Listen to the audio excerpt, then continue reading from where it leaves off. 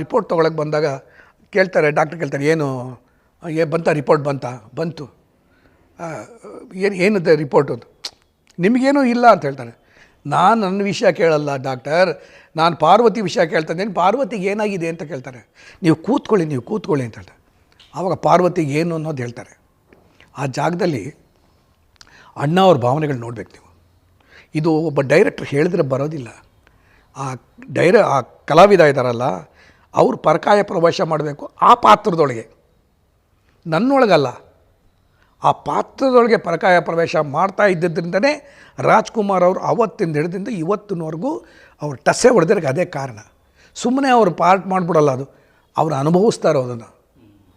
ಇಲ್ಲಿ ಭಾಳ ಚೆನ್ನಾಗಿದೆ. ಅವ್ರು ಹೇಳ್ತಿದ್ದಂಗೂ ಕೂಡ ಇನ್ನೂ ಜ್ಞಾಪಕ ಇದೆ, ನಮಗೆ ಕೊಟ್ಟಿರ್ತೀವಿ.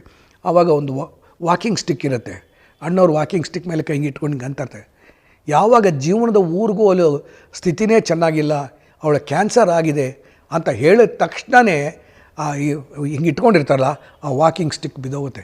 ನನ್ನ ಜೀವನದ ಊರಿಗೋಲು ಬಿದ್ದೋಯ್ತು ಅಂತ ಡೈರೆಕ್ಟ್ ಹೇಳ್ತಾರಲ್ಲಿ. ಅದು ತುಂಬ ಚೆನ್ನಾಗಿದೆ. ಅದು ಟಬಕ್ಕಂತ ವಾಕಿಂಗ್ ಸ್ಟಿಕ್ ಬೀಳುತ್ತೆ. ಆವಾಗ ಗೊತ್ತಾಗೋಗುತ್ತೆ ನನ್ನ ಹೆಂಡತಿಗೆ ಇನ್ನು ಜಾಸ್ತಿ ಸಹ ಬದುಕೋದಿಲ್ಲ ಅನ್ನೋದು ಗೊತ್ತಾಗ್ಬಿಡುತ್ತೆ.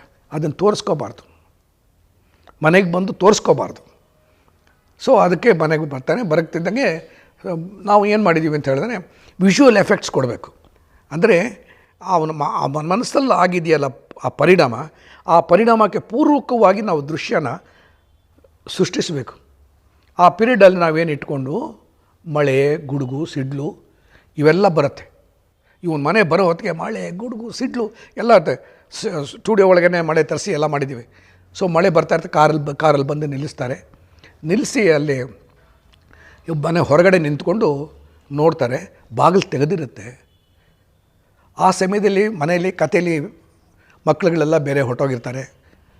ಪಿಕ್ಚರ್ ನೋಡಿದವ್ರಿಗೆ ಅರ್ಥವಾಗುತ್ತೆ. ಪುನಃ ಅದನ್ನು ಹೇಳ್ತಾಯಿದ್ರೆ ಇಷ್ಟುದ್ದ ಹೋಗ್ತಾ ಇರುತ್ತೆ, ಪೂರ ನಂದೇ ಆಗೋಗ್ಬಿಡುತ್ತೆ. ಸೊ ನೋಡ್ತಾರೆ, ಬಾಗಿಲು ತೆಗೆದಿರುತ್ತೆ. ಒಂದು ಸೋಫಾದಲ್ಲಿ ಮಲ್ಕೊಂಡು ಕಣ್ಣು ಮುಚ್ಕೊಂಡ್ಬಿಟ್ಟಿರ್ತಾಳೆ ಹೆಂಡತಿ ಪಾರ್ವತಿ ಅಂತ. ನಾವು ಏನು ಇಟ್ಟಿದ್ದೀವಿ ಅಂತ ಹೇಳಿದ್ರೆ, ನಿಜ ಜೀವನದಲ್ಲಿ ರಾಜ್ಕುಮಾರ್ನ ಕುಮಾರ್ ಅಂತ ಇಟ್ಟಿದ್ದೀವಿ ಚಿತ್ರದಲ್ಲಿ.